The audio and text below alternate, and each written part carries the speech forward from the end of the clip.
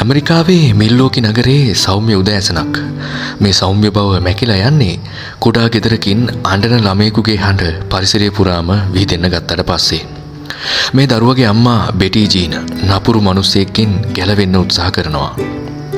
ක්‍රිස්ට තාත්තා නැහැ. ඔහුගේ සුළු පියා මත්පැන් වලින් මනස විකල් වුණ නපුරු මිනිසෙක්.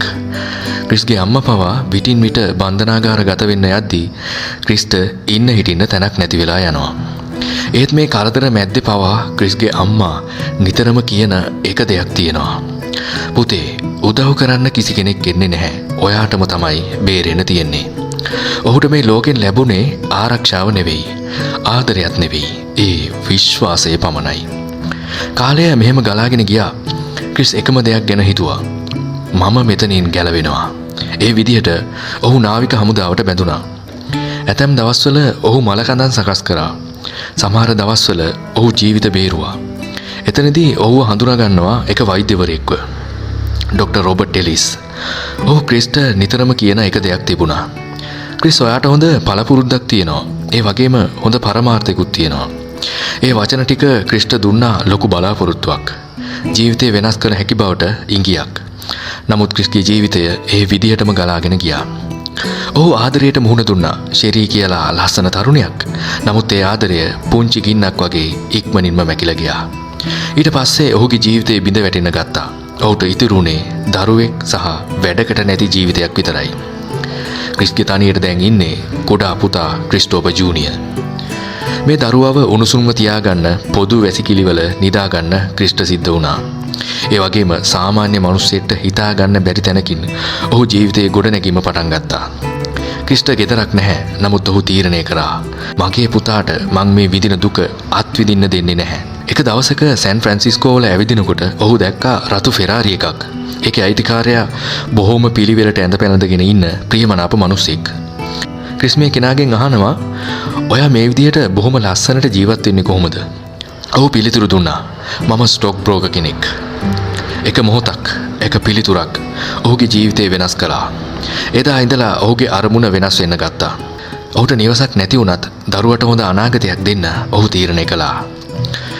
ඔහු අයදුම් කළා කොටස් තැරැව්කාර ආයතනයක සීමාවාසික පුහුණු වැඩසටහනකට. පඩියක් නැහැ, ආරක්ෂාවක් නැහැ, තියෙන්නේ හීනයක් විතරයි. දවසකට 200කට වඩා දුරකථන ඇමතුම් ගන්න, උදේ 5ට වැඩ පටන් අරගෙන රෑ වෙනකම් වැඩ කරන්න සිද්ධ වෙන, තමන්ගෙම එකම දරුවත් එක්ක වැසිකිළියක නිදා ගන්න තාත්තා කෙනෙක්. ක්‍රිස්ගේ ජීවිතේ ඔහුටම එපා වෙන තරම් ඔහු අරගල කළා. ඔහුට නිින්ද හිමි වුණා, ආහාර විවේකය මේ හැමදේම නැති වුණා. නමුත් ඔහු අතෑරියේ නැති එකම දෙයක් තිබුණා. ඒ තමයි තමන්ගේ පුතාට දීපු බලාපොරොත්තුව. එක දවසක ඔහු ටෙස්ට් එක සමත් වුණා. දැන් ඔහු ස්ටොක් බ්‍රෝකර් කෙනෙක්. ඔහු තමන්ගේ රැකියාව පුදුම කැපවීමකින් කළා. තමන්ගේ වයසේ රැකියා සගයින් මහන්සි වෙනවට වඩා 100,000 ගුණයකින් ඔහු තමන්ගේ රැකියාව වෙනුවෙන්, තමන්ගේ දරුවගේ අනාගතය වෙනුවෙන් වැඩ කරා. 1987 දී ඔහු තමාගේම ආයතනයක් ආරම්භ කරා. ගාඩ්නර් රිච් ඇන්ඩ් කම්පැනිස්.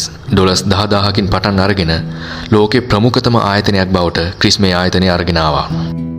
ඔහු දකිනවා එක වාහනයක්, සුපිරි පැසිපන්දු තරුව මයිකල් ජෝඩන් සතුව තිබුණ සුප්‍රසිද්ධ කළු ෆෙරාරි එක. දැන් මේක ක්‍රිස්ට අයිති. ඔහුගේ ලයිසන් තහඩුවේ මෙන්න මෙහෙම සටහන් කරලා තියෙනවා, not MJ. මේක දැන් මයිකල් ජෝඩන්ගේ නෙවෙයි.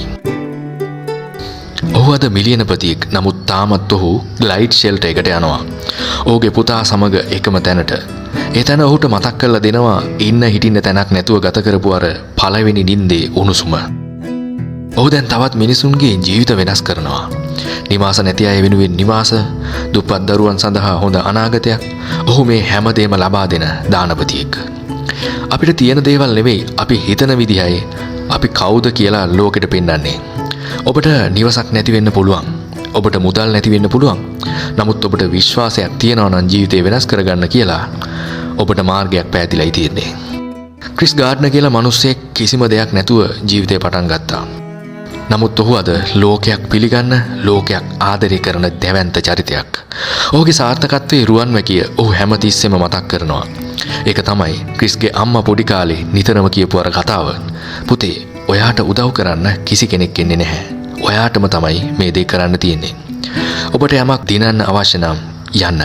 ගිහින් ඒ ලබා To ගන්න. a place where I felt at home. Take me back to a day when we weren't alone. Take me back to an age when the world felt